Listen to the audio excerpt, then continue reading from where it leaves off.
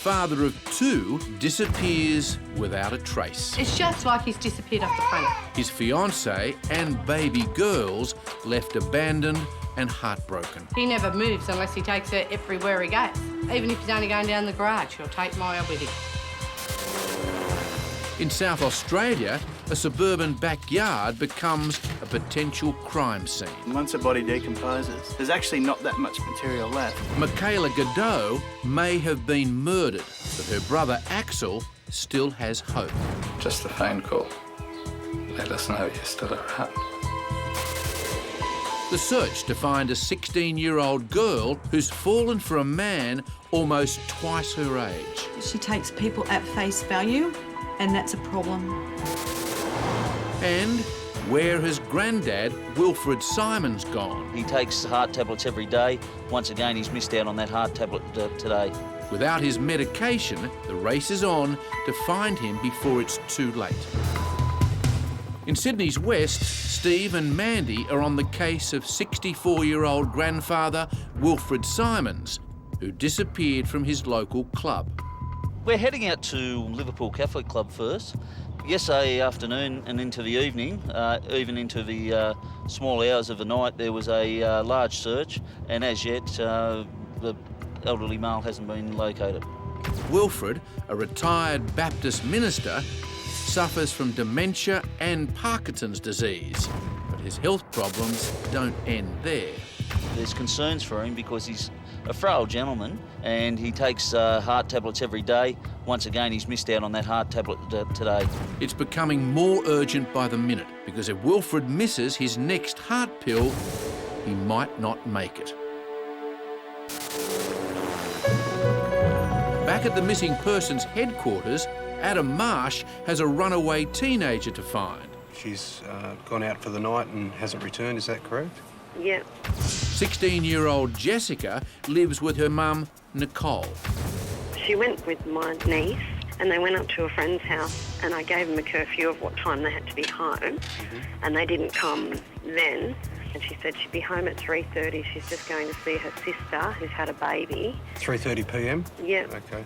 Now, she's got some friends that she's in regular contact with. I noticed Con, you don't know anything about this person called Con? She had contact with this Con and she would tell me she was terrified of him and she didn't want to speak to him anymore. He's in Melbourne, but according to my niece, he was up here on Wednesday. Did she say why she's terrified of him? No, she just said he's creepy. He told me he was 29. He's told her he's 22. All right, thanks very much. Are you okay? Yeah, I'm fine. Yeah, okay. All right, just give us a call if you do hear anything and, of course, we'll let you know as well. Excellent. Okay? Thank you. Thanks very much. Bye. Bye-bye. That worries me quite a bit. She said she was terrified of this guy she knows. He says he hasn't seen her, but we can't confirm that, so it's a worry. It's a Caucasian male, about 64 years old. Meanwhile, at Liverpool, in Sydney's southwest, with a walking stick and glasses. Mandy and Steve are joining local police and volunteers to search for Grandad Wilfred Simons. He went missing from a club next to this car park. Our last known location's here, walking out of those doors at 1 o'clock. So what we've got to actually concentrate on is areas we searched last night. Those areas last night were done with teams trying to cover ground, but we need to get out and research where he possibly is. This is the last sighting of Wilfred, captured on the club's security cameras. He's been missing now for 20 hours. As you can see here, while his wife was signing in, Wilfred became confused and followed a group of strangers out the door.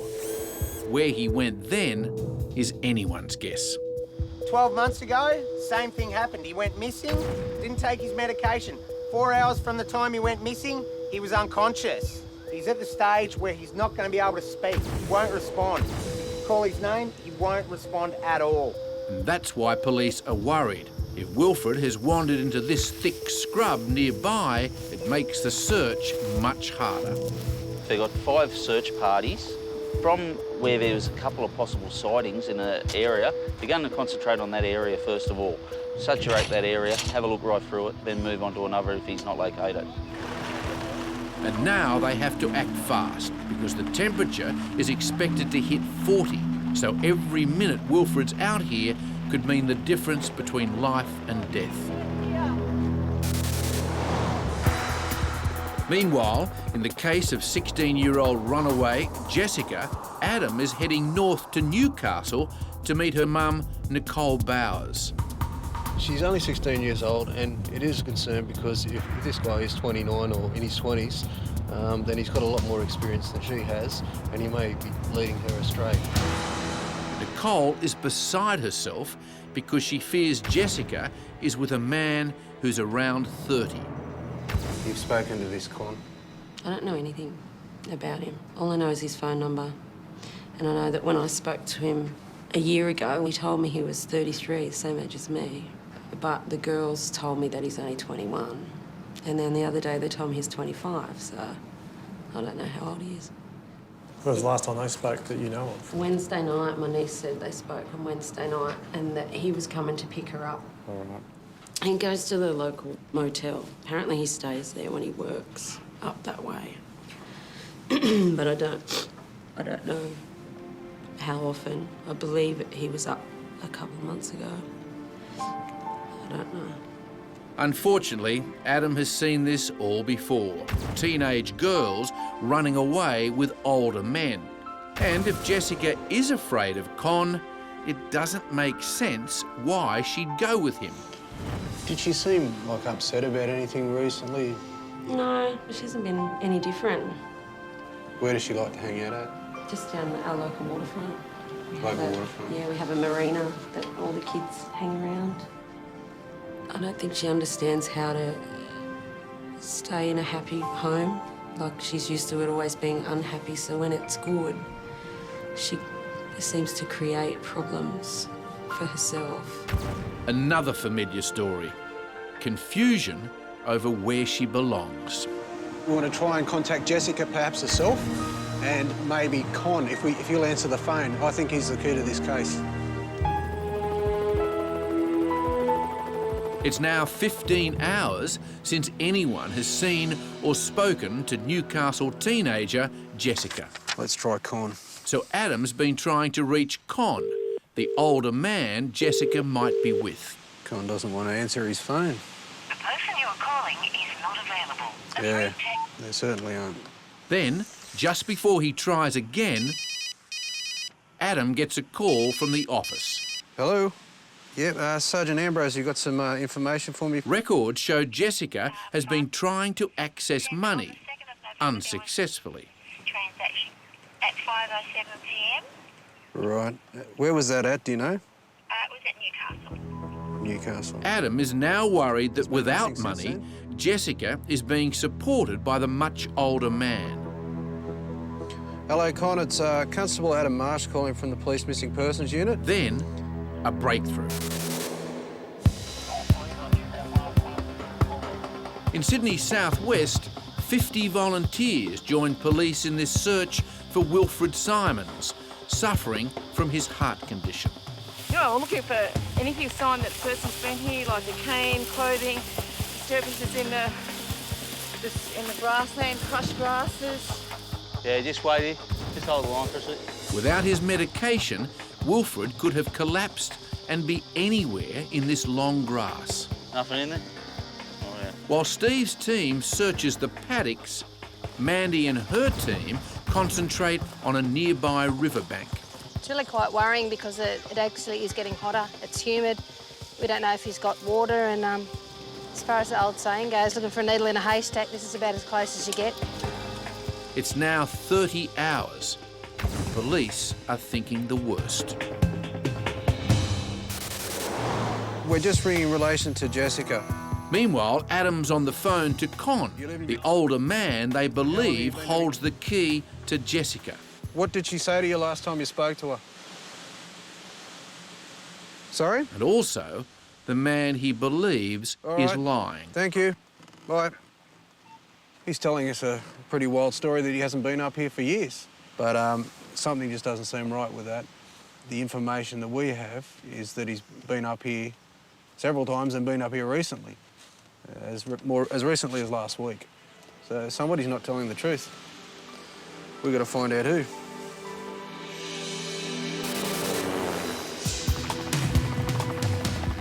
It's now almost a day and a half into the search for 64-year-old Wilfred Simons, and it's reached a critical point.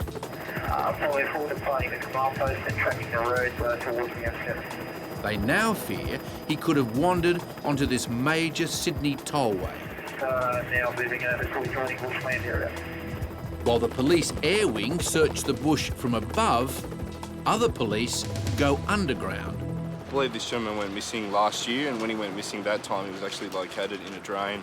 If he's gone into any sort of low-lying area here, all the water sort of washes into the drainage system, so it's just better to be safe than sorry. Apart from his heart condition, Wilfred suffers from dementia. It's now that police pushies are called into the search, and they spread out across walking tracks. Pick it up. Meanwhile, Tango the bloodhound is trying to pick up Wilfred's scent from one of his slippers. Tango's owner has volunteered to help find Wilfred. It's uncanny how they do it. They just want to find that particular scent. He's got something, so we've just got to let him go with it. Let's just hope he's on the right trail. Pick it up.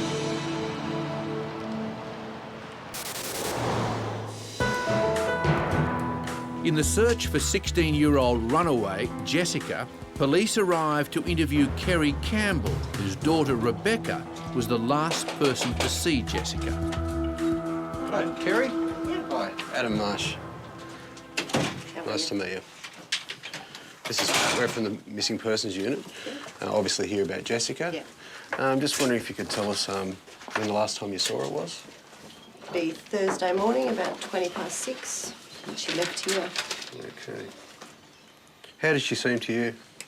Fine. Yeah, I wouldn't have thought that this would have happened. I thought she was going straight home to get ready for work. Okay. They did take off about 12, 18 months ago, her and Rebecca. Okay. But we found them within an hour or so. They were around at some boy's place where they were supposedly taking off to go to Melbourne. Melbourne. That's where Con, the older man, lives when he's not passing through hotel rooms or flats in Newcastle. Do you know any of her friends that live over there? I only know of this one chap whose name's Con. But I wouldn't even know what he looked like. Okay. Never met him. This seems to be the thing, these boys or men or whatever you want to call them, just seem to contact by phone. Mm. You know, we've never actually met these people. They just contact the girls all the time. But I don't think they realise what can happen. Thanks very much for your Okay, time. no worries. Bye. Thank See you later. So now, Adam hurries over to those nearby flats in the hope of cornering Con. Back in Liverpool, Tango the bloodhound is onto something. Just came down here now. The scene can be dragged down by vehicles, pedestrian traffic, and a lot of the wind. And the wind is actually currently coming this way. So we're just looking for the dog to pick up the scent again. And just through subtle body language changes, I can sort of tell when he's on it. At the same time, Steve's team is hoping locals can help. We're searching all the houses in the area, actually, for people aren't home, having a look in their backyards just to make sure the gentleman hasn't got into the backyard. We don't have any luck here, we'll expand the area and move outside it. And while Steve continues his ground search, above, the police air wing switched to thermal imaging to try and pick up Wilfred's body heat. So he is with the aircraft, so we're just want to get a good look under the tree line down there. This missing person availability, he may have tripped before and then just come down underneath the tree. At the same time, Tango picks up a scent, but the wind is making it difficult. He sort of showed a bit of interest down here. He went to this dead area, showed negative interest in his body language and came back up and he wanted to sort of head up there. And then, what could be a major breakthrough. Is he conscious? Okay, righto. Get wrong. Where is he? It's up on the M7, northbound. A truckie has spotted a body lying in a ditch right next to the tollway. But is it Wilfred? Oh, is it? Yeah, blue is. In the search for teenager Jessica, Adam's only clue is still the much older mystery man. We don't know too much about Con, unfortunately. We do know that Jessica's been in touch with him over the last few months. We don't know how that contact's been made, whether it's been through the internet or whether it's been over the phone. But there has been some contact, and that's what her friends and family are saying. We don't know if Con is in Melbourne or if he's up here just around the corner. We don't know. So Adam heads straight for where Con stays. Just wondering if you've seen this girl. She's gone missing just recently, and we know that she's come to these residences before. She obviously knew somebody who lived within here. She's actually got dark hair now. No, I haven't. All right, if you do happen to see her or around here, or you know of anyone that knows her, like any young blokes around here that may know her, just contact the police as soon as possible. Another dead end. Because we're quite concerned for her. Okay. Thanks very much. Bye-bye. So now police investigate a nearby motel where Con also stays. Please meet you, mate. Good. We're just looking for a missing girl. Her name's Jessica. Apparently she was friendly with a guy that goes by the name of Con. He may have been here about 3 months ago. Con strikes the bell.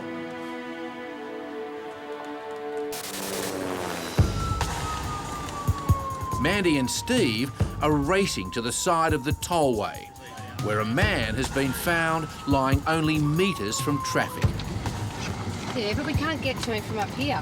Right, let's see.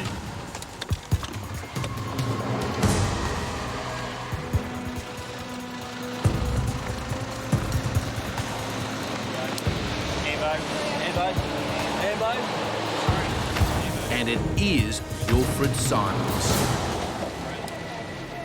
It's okay, Wilfred. You're okay, darling, okay? The ambulance are going to come, okay, darling? Wilfred is not responding. He's sunburnt, dehydrated and covered in ants. It's okay, Wilfred. He appears to be only clinging to life. The next few minutes are critical as Mandy and her team try to stabilise him. Meanwhile, at the Newcastle motel... He would have come under the name of Con, would he, you think? Yeah. Police are following up information that Jessica's older man, Con, stays here when he's not in Melbourne. And nothing jumps out at me immediately as being... But the name is familiar. Again, no joy. So, in desperation, police head to one of Jessica's favourite haunts, the waterfront. How you going? G'day, guys. Sorry to bother you. Just wanted to speak to you about a missing person. Her name's Jessica. She's 16 years old. Her hair's dark at the moment. We're very concerned for her at the moment. Yeah. She's been missing for 3 or 4 days, so she's not in any trouble or anything. Yeah. You haven't seen her at all? Or... No, we're in repairing her. We're from the Missing Persons Unit. We've got a missing person, 16-year-old Jessica. That's a recent photo of her. She likes to come out and hang out down here with her friends. Looking for her everywhere at the moment. Yeah, I see her walking around here a fair bit, yeah. She's got shoulder-length hair. I think it's dark at the moment with orange streaks in it. Yep. She dresses a bit outrageous for her age, so if someone was out there to target her, someone would, I'm pretty sure. It seems lots of people know her down here, so we're in the right area, but unfortunately nobody's seen her since the day she went missing, so it's quite concerning. Back home, her mum is more frantic than ever. My son keeps asking where she is. And I don't know what to tell him. She's called me mum since Christmas last year. Like, I don't even consider her as a cared-for child, you know. And I just want her back. Just going to take his pulse. Across town, the struggle to save 64-year-old grandfather Wilfred Simons is in full swing. Is the ambulance going to come? Just get the ants off you, darling. Parkinson's disease, dementia, a heart condition and no medication for over 30 hours. His body is going into shock. Are you hurting anywhere, Wilfred? Pardon, darling? Your ear? That's okay. It's a little bit sunburned. Found at the side of the highway, police aren't sure if he's been hit by a car right, sweetie. Try not to move, OK, darling? So they can't move him in case he has spinal injuries. No, baby, we just don't want to move you in case you've hurt something, OK? And all the time, Mandy needs to keep talking to Wilfred to make sure he doesn't become unconscious. You're going to be fine, sweetheart, OK? You're OK. Because if he does drift away, they could lose him.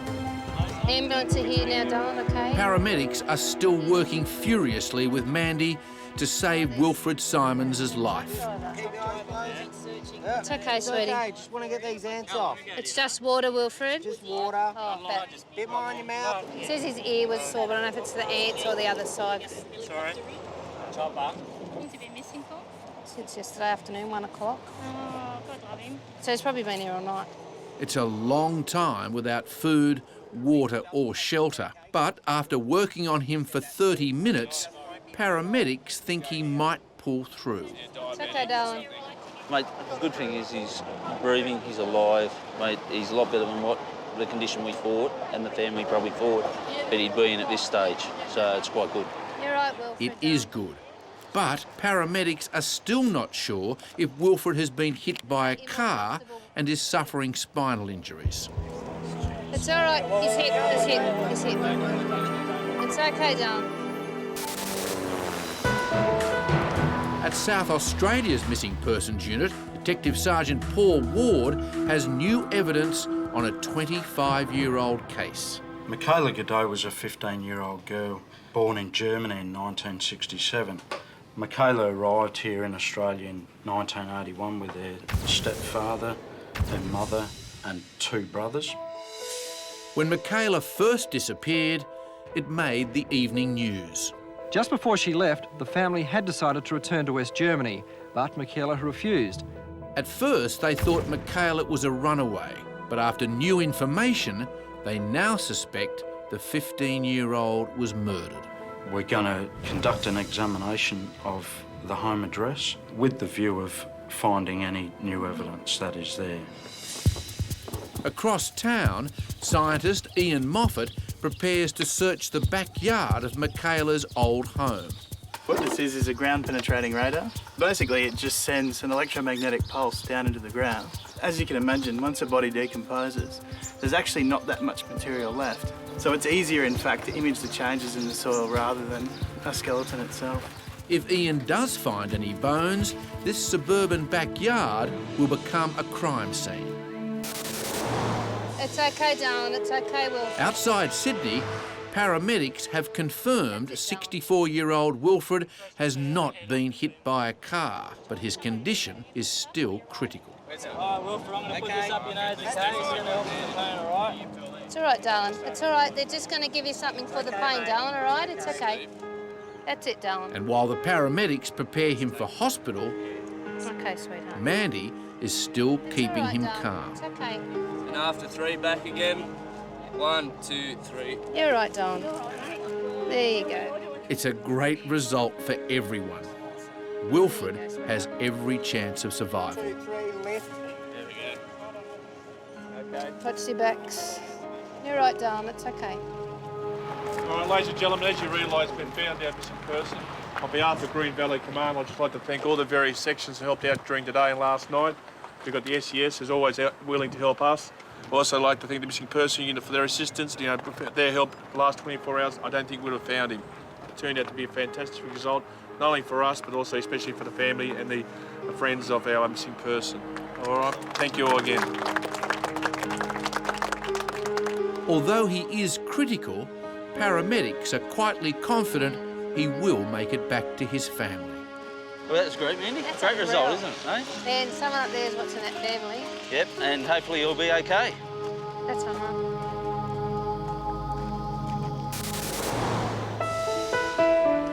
Back at Adelaide's Missing Persons Unit. Okay, this is Robin Ferrara from our Missing Persons Good Unit. afternoon. Pleased to meet you. You too. Michaela Godot's best friend Kay is now being interviewed.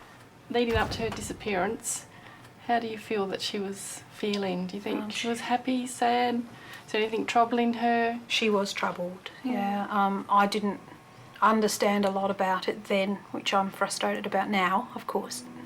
She was very unhappy, to the point where she used to cut her arms with little compasses and protractors and things. She frequently had bruises on her, and yeah, she was very unhappy. Do you think she had anywhere to go? Did she ever talk to you about where she would go if she did run away? No, that's the thing. I don't know where she would have gone, and part of me is fearful that maybe something more sinister's happened to her. I'm thinking maybe she may have been murdered.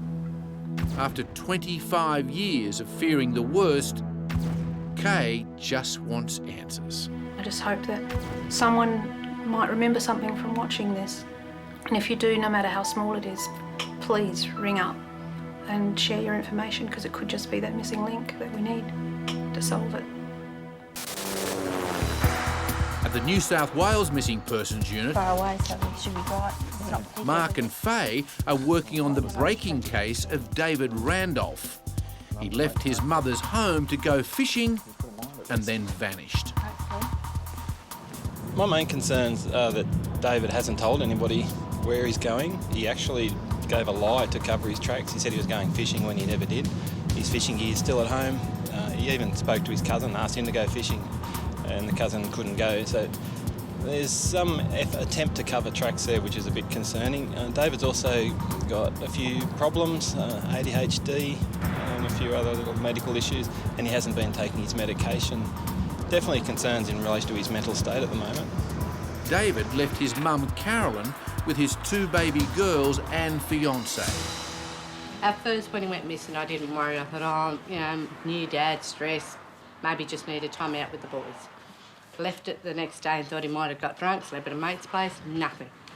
Melissa and I had a chat and I said to Melissa, he just hasn't seen himself. He's been agitated. If the kids cried, he'd say, oh, for God's sake, I can't take much more. Yeah, anyway, didn't pay any attention, waited another day. Once Tuesday came of this week and he didn't come to get his pay, I knew there was something wrong.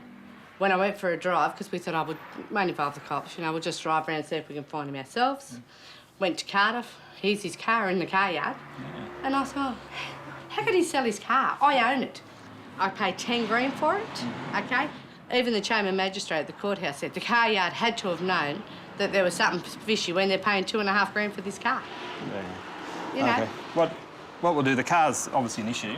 Yeah, it is. But I'm more concerned with David at the moment. So to be You obvious. won't find him. I'm telling you now. I don't know whether he's done a runner because he knows that I'm going to kill him over the car, and that's a possibility, or whether he's just... it's just like he's disappeared off the planet. Usually he would ring. There's been no phone call. The little girl in the chair over there, he never moves unless he takes her everywhere he goes. Even if he's only going down the garage, he'll take Maya with him. That's very concerning, a bit intriguing. Mums normally know best and Mum's a bit upset. Can't really figure out what's going on here. The trick will be the car sale and what actually happened there, so we'll go down there now, try and catch them before that shut. In New South Wales, Mark and Faye are visiting a Newcastle car yard where 22-year-old David Randolph sold his car and vanished. This is his actual car here.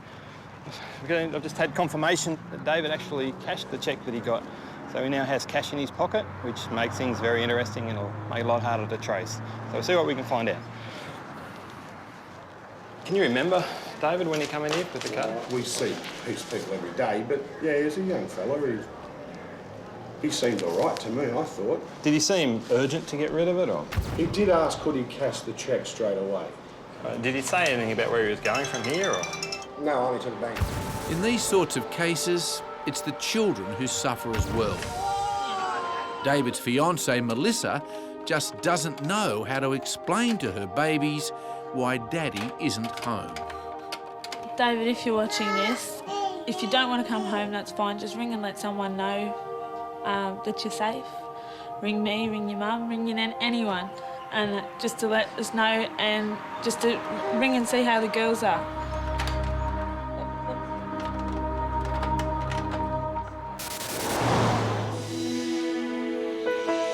Meanwhile, in Adelaide, Robin and Paul are meeting with the mother and brother of schoolgirl Michaela Godot, who's been missing since 1983.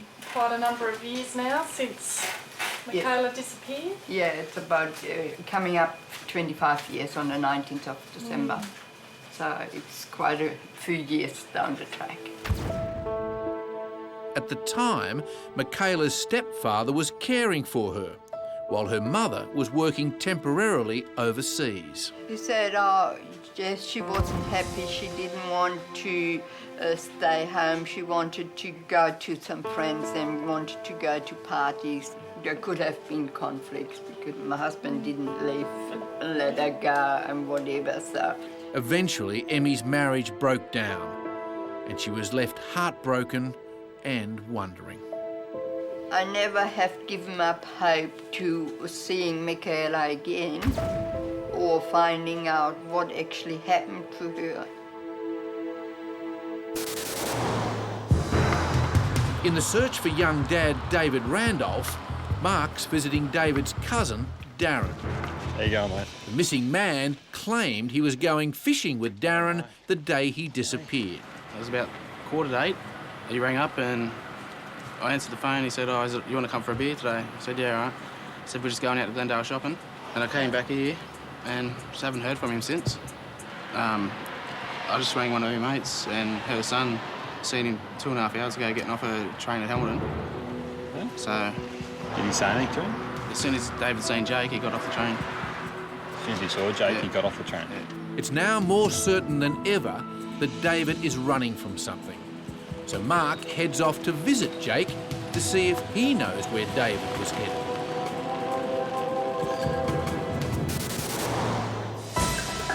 "16-year-old Jessica has been missing now for 4 days. Adam suspects she's run off with a man twice her age called Con. Hello, is this Rose?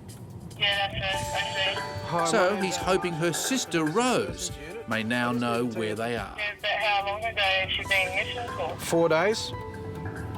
No. Yeah, she knows you're pregnant, and she's mentioned that. Yeah. And she mentioned that she was coming up to see you. That's why I'm calling you. No, I haven't seen her. She doesn't even know where I live. You would tell police if you had seen her? Yeah, I will. Yeah, okay then. Okay, then. All right, just call your local police station as soon as you hear from her, or you hear where she is, okay? All right, then. Thank you, Rose. Okay, thanks. Bye-bye. No luck again. This is extremely concerning. All the people that she's supposed to be going to see, she hasn't been in contact with, so it's a real worry.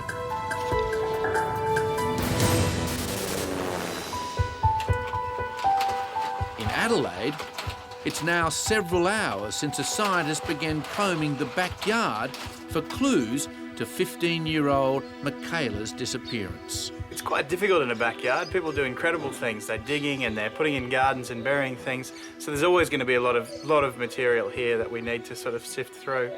But any disturbance in the subsurface is something we're interested in. It's very difficult to detect skeletal material on its own, but normally when you dig a hole, there is actually disturbance to the soil that we can see with the radar. So we're really looking for that mostly. And while the search continues in the backyard, inside the house, her brother Axel is showing police his sister's old bedroom. Did she share the room with anybody, or was it just her own individual bedroom? Yeah, it was her only. I was in the room next to this room. Even though it's been 25 years, for Axel, the pain of his sister's disappearance is still very real. Coming here today is the strangest feeling for a long time, to say the least. Every now and then when people ask about your family, it gets a little bit awkward, but time sort of doesn't make you forget, but it makes it a little bit easier. But it doesn't go away neither. In the search for 22-year-old dad David Randolph, Mark is meeting up with the last person to have seen him alive, family friend Jake. You know David fairly well, do you? Yeah. Is that the gentleman? Yeah. What did you do when you saw him? Well, I was sitting there on the back of the train and I was looking down the alley bit and he turned around and I was thinking who it might be, and then after he turned around and he took his sunnies off and I said that was David. And then the train stopped at Hamilton and he got off. I looked out the window and he was staring at me and that. and it was David. So he recognised you? Yep, he knew it was me. So, yeah, I don't know where I got off that. Didn't say anything? No. Hey, that was great. Jake confirmed that it was actually David that he saw on the train. So we'll head to this train station, talk to the station master and see what he can tell us. Back at home, David's mum is still caring for his 2 baby girls and makes this plea to her son. David, I know you've sold your car, mate, but Maya's playing up, Melissa's really bad. If you just don't want to come home and there's something wrong, can you please just contact somebody in the family and let them know you're all right? Or even Waratah Police Station. Just let somebody know that you're okay. You don't even have to tell us where you are if you don't want to. Yeah, we'd really like to hear from you, mate.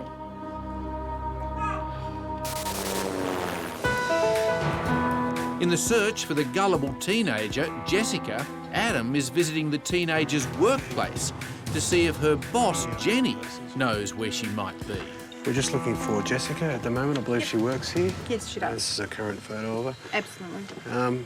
How well do you know her? Quite well. She's been here for 6 months, and she's become very close to the rest of the staff. Yeah. Okay. These closed-circuit pictures were taken just hours before Jessica disappeared. And while she looked like any other 16-year-old, she certainly wasn't behaving like one. She's been wanting to move out of home for a while. She's been having some major difficulties in that particular area. She has asked customers, could she go and live with them? Really? Yep. That's interesting information. And worrying. If Jessica is asking to live with complete strangers, then an older man offering to support her would be just as appealing. I'm really, really scared for her. She is such a special person, but she is a bit gullible. You know, she takes people at face value, and that's a problem. You know, she's 16, she's vivacious, and it really bothers me that something awful has happened.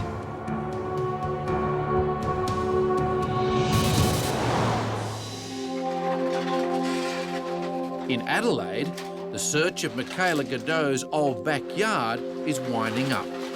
We now need to take the data back to the lab, process it up and just improve the signal a little bit, bring out the results in much more detail. So we'll be looking to do that as soon as we can and then inform the police of the results of this investigation. It's always a waiting game, except this time police are preparing for the worst. We'll have a look at the area, may do a dig and see what we can find. It's important to eliminate or exclude and include all lines of inquiries. And back home, Michaela's mum is still waiting for answers. If somebody out there could please tell Michaela that her mum and her brother are still looking for her and if she could contact us.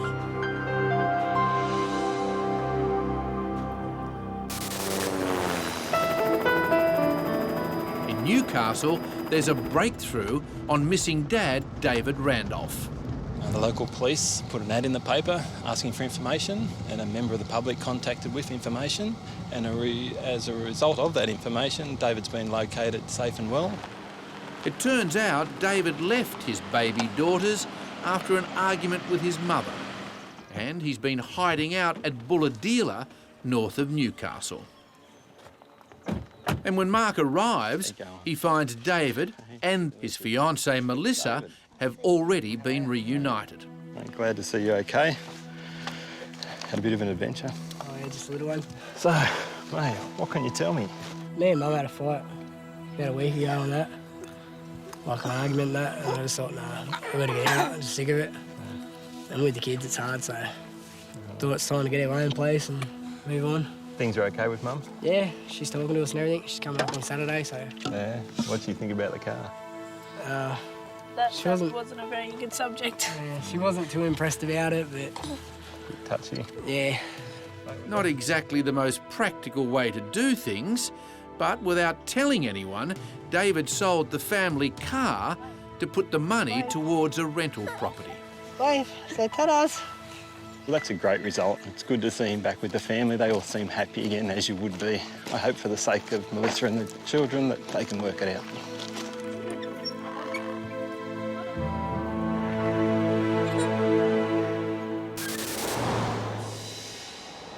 Back in Sydney, Mandy and Steve are about to share one of those rewarding moments of the job. Rosalie. Hello, good. How are you? I'm Steve, Mandy from Missing Persons Unit. Rosalie has been Wilfred Simons's wife for 37 years, and in recent years, his full-time carer. These are the people that found you, darling, when you got lost near the M7. He looks better now, doesn't he? Looks a lot better. Incredibly, Wilfred's only real injuries were sunburn, dehydration and ant bites. After a couple of weeks in hospital, he was allowed home. Yeah, he still has a bit to get over, Yeah. trying to drink and eat and walking. Dear me. We did start to really worry that it wouldn't have turned out as well as it did, and to see so blessing much from the better Lord. colour. You can see his eyes. We couldn't really even see your eyes, you poor thing. He's such in a bad way. Such a big part of us were expecting the worst as well. That's right. But to get to you when you were on the ground and to hold your hand, and your hand was so warm and you held my hand so tight. In 20 years I've been a police officer, and I'll never forget that, because I was not expecting your hand to be so warm. Like it was an amazing feeling. It really, yeah. Oh, it does. And like to see him now, this is just amazing to see. I know you're not well, but you look so much better than you did. And you're even the amazing, police- man. He's so strong. That's right. Incredible. Yeah, take care, Wilfred. See ya. Thanks, Rosalie. Okay, darling, you have a little rest. There you go. Okay. Then we'll get you up in a minute, okay? I'll get you something more to eat and drink. I believe that she's called you at some stage. There was a male voice in the background and it sounded a lot like Con. Adam hopes he is finally closing in on Jessica's older man. Also, police are hot on the trail of another runaway teenager. It makes you think what's going through her head, that this is better than staying at home. Joanna Tale's mother is frantic. I hear a phone call. I'm scared to answer. I hear a knock on the door. I don't know if I can open the door. 14-year-old Joel Harrison was dux of the school, but now he's been caught up in the wrong crowd. There's every chance, you know, he's with these people. There's every chance he's not, but my hunch would be they know a bit more than what's going on. And Christine Redford's disappearance left her family shattered. Chris and I had an argument. And that, like so common, was the last time. Okay. But maybe she's been leading a secret life. It's the police, madam. Can I have a word with you, please?